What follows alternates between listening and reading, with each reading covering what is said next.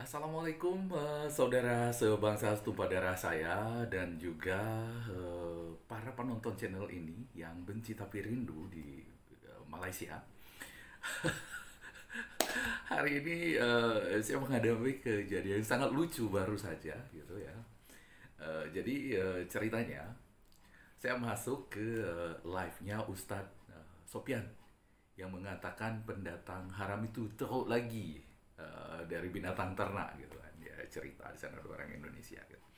Dan maksud saya masuk ke sana ya, saya cuma ingin menguji teori saya yang selalu saya ungkapkan di video-video saya bahwa Malaysia itu sebenarnya kumpulan dari pengecut ya, negara yang merdekanya saja diberi gitu, nggak punya mental bertarung gitu.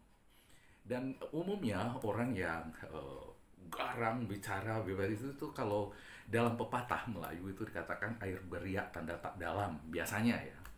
Jadi saya bayangkan ketika Ustadz Sopyan ini berbicara seperti itu, ini pasti pengecut ini. Kalau kita ajak berhadap-hadapan, kita uji argumennya dia, itu bakal ketakutan. Itu yang saya ini kan ya, seperti umumnya. Mungkin saudara-saudara sebangsa masih ingat beberapa waktu yang lalu saya buka live. Ya. Saya tantang siapapun orang Malaysia yang bisa membantah apa yang saya katakan tentang Malaysia di video ini. Silahkan tantang.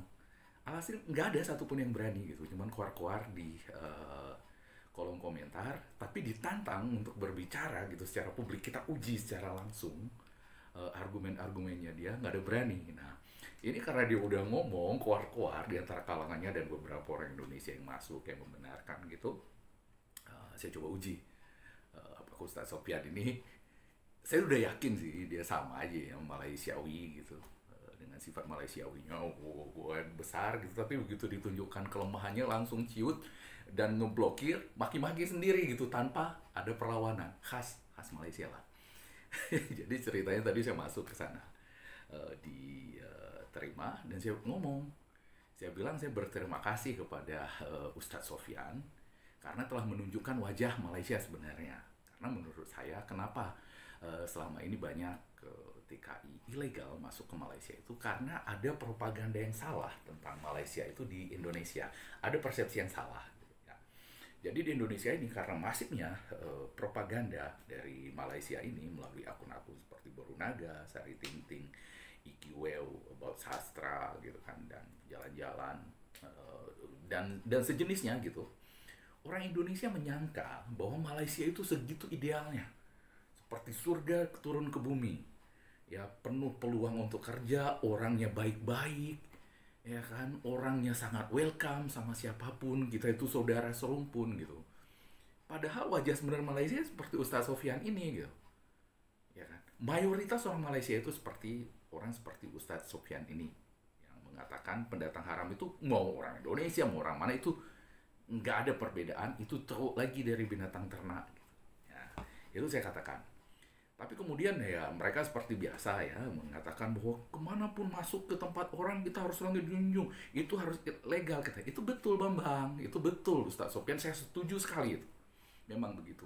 Tapi dengan kalian marah-marah pada pendatang haram ini, apa itu kalian nggak membuka borok dan kebodohan kelemahan kalian sendiri gitu? Ya kan, Malaysia. Karena negara mana di dunia ini orang bisa berjuta-juta segitu bebasnya masuk ke negara itu tanpa diketahui?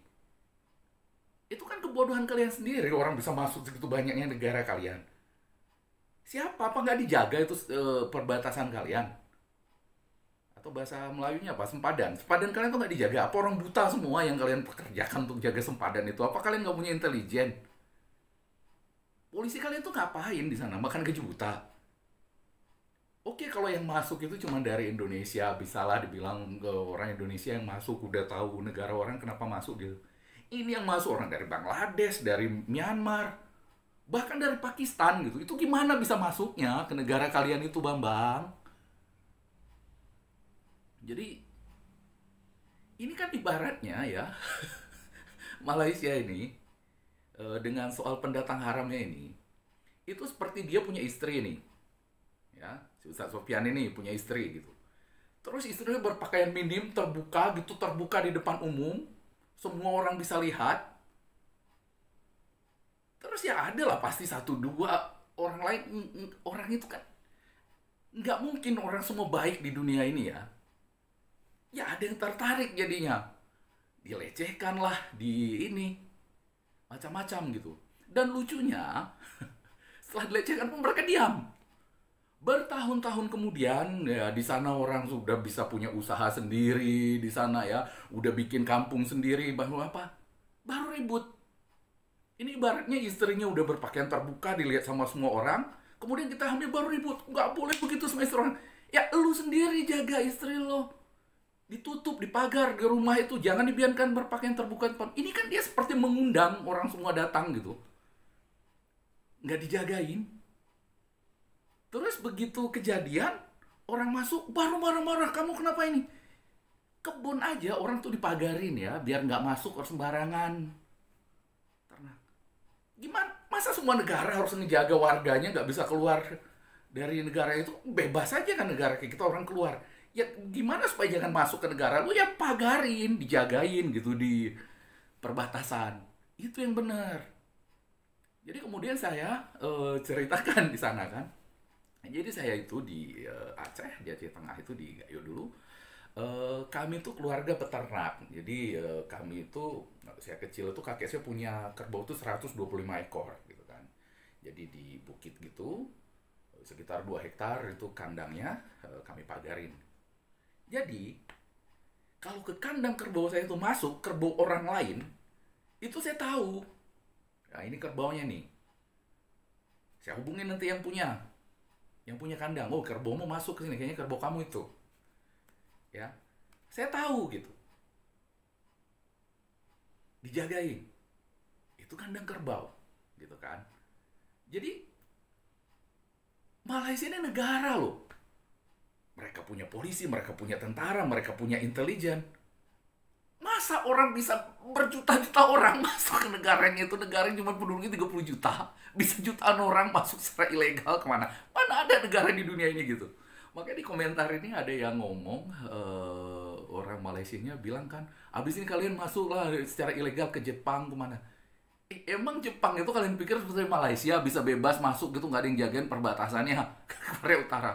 Ke Timor Leste aja orang Indonesia itu masuk, mereka tahu nggak bisa sembarangan. Ke Papua Nugini bisa, nggak bisa sembarangan juga masuk. Ini kita lihat lah ya, yang punya masalah seperti itu cuma Malaysia.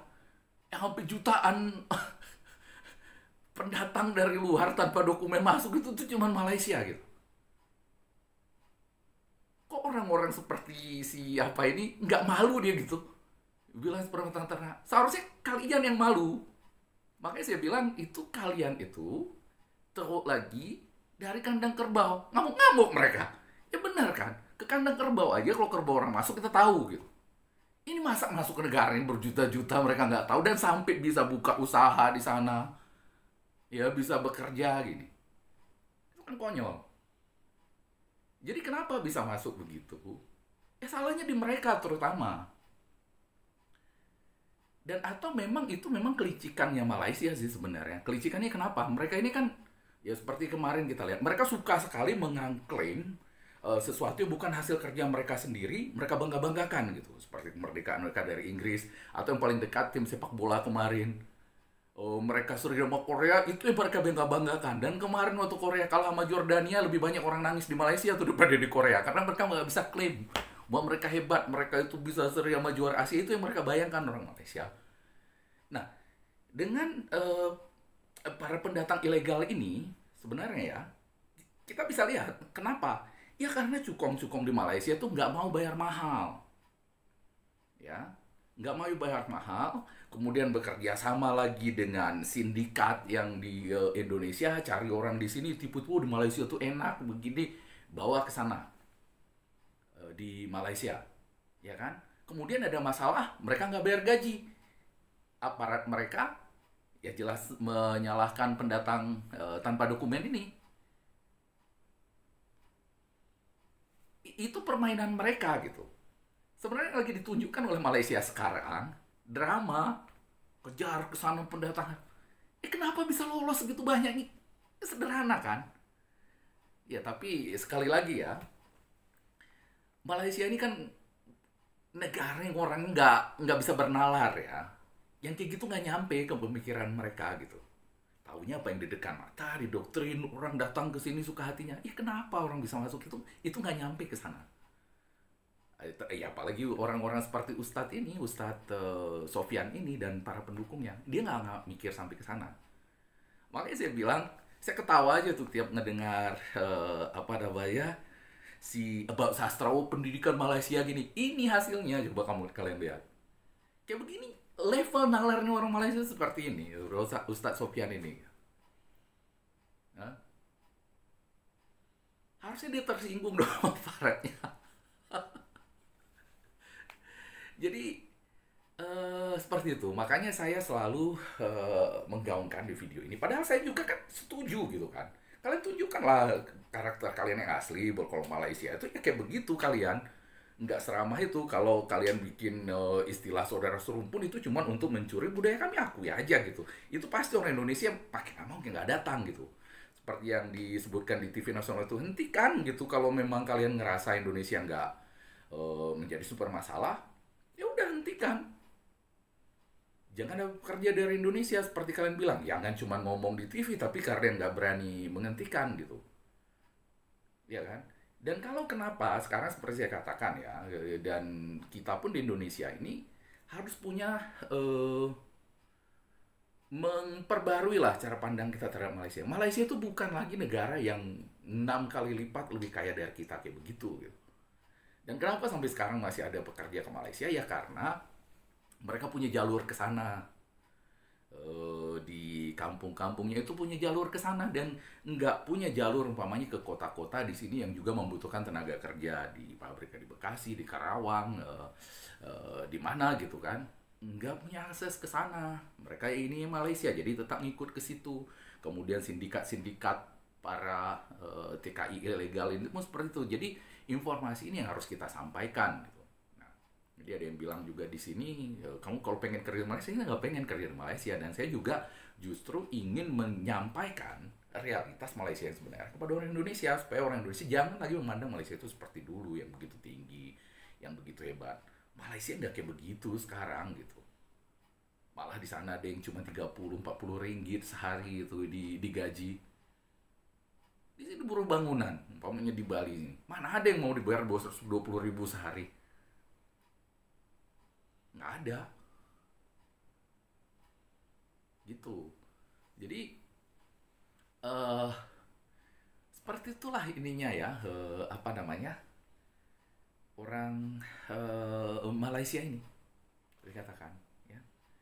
Jadi makanya, jadi di sini kalau orang Malaysia nonton ini, yuk saya tantang siapapun kalian, kita ngomong di sini, coba tunjukkan salahnya logika saya dan kita berdebat face to face.